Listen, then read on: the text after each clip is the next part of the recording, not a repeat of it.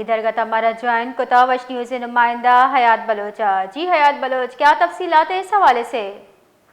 دیکھیں، ضلع کیماڑی تانہ سعید آباد پولیس کی ڈکیتی کی واردات کو ناکام بناتے ہوئے مسلح ڈاکوؤں سے مقابلہ ہوا ہے، جس میں ایک ڈکیت زخمی حالت میں گرفتار ہوا ہے اور ایک فرار ہونے میں کامیاب ہو گیا ہے۔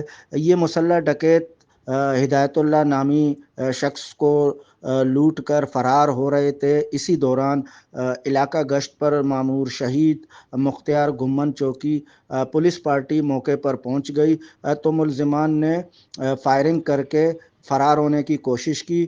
پولیس کی جوابی کارروائی میں بلال نامی ملزم زخمی حالت میں گرفتار ہوا ہے۔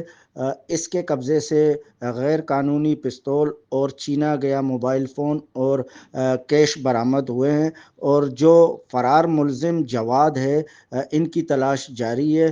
ملزمان کے خلاف مقدمات درج کر کے مزید تفتیش کی جا رہی ہے۔ جی بہت بہت شکریہ حیات بلوچ، تفصیلات سے آگاہ کرنے کے لیے۔